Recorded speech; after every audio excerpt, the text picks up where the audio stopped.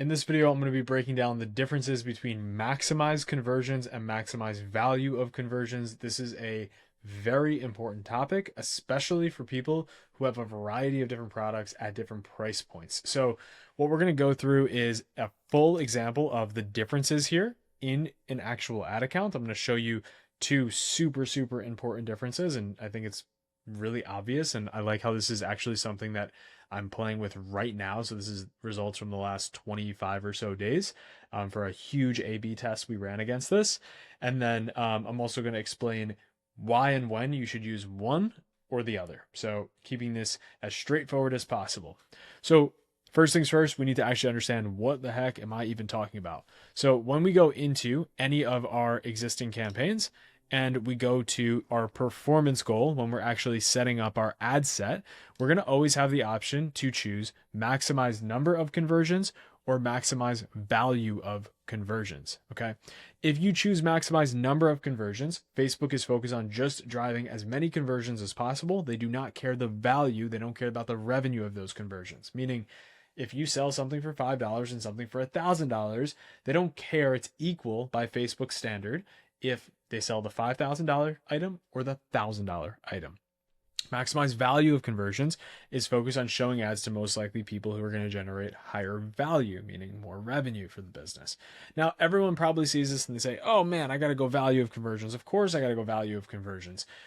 The problem comes into play is that Facebook is much better at driving the number of conversions than they are at value of conversions because it's just a simple formula on their side. If you think about Facebook's algorithm, their job is to look at every single element of every single page of every single product, etc.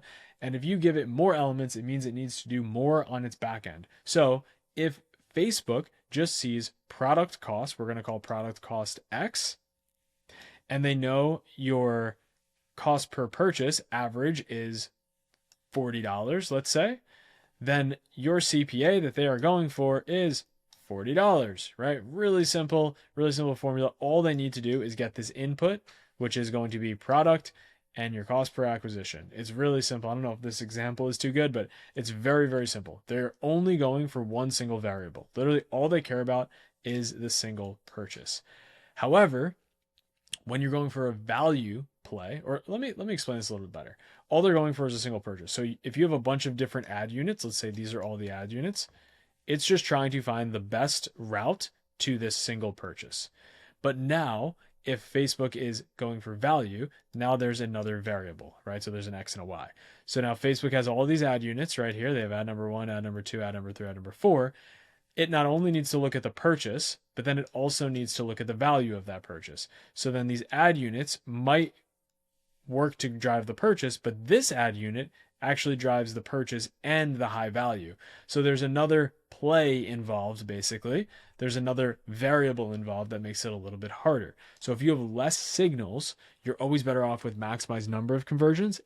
And if, this is very important, if all of your products are basically the same price and you don't have massive differences in average order value, then generally speaking, maximize number of conversions is better for you.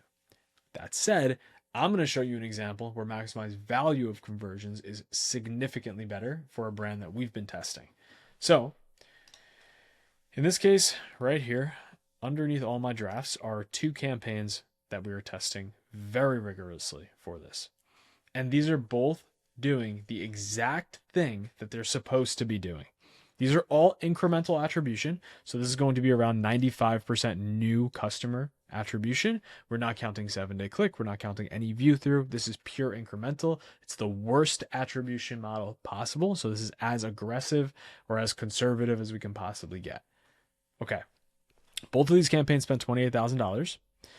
The bottom campaign is a maximize conversions campaign. It drove a $36 cost per acquisition or cost per purchase. The top, which is a ROAS campaign or maximize value, I just call it ROAS campaign. Maximize value campaign drove a $20 worse cost per purchase. That is a massive difference. That is almost double, like massive difference. But the return on ad spend here is 1.2 and the return on ad spend here is 0.8, which is also a massive difference. So what's actually happening?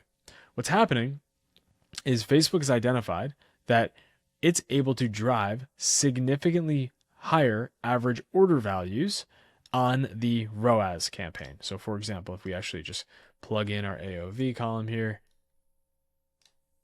okay, go to the right, you're going to very quickly see one is $70 or $68, the other is $29. This here is making up for the delta. The ROAS campaign, or the max value campaign, is making up for the delta in cost per purchase. So what I always recommend here is, if you have that big change in cost per purchase or average order value, depending on what product is being shown, make sure you try and test value-based campaigns.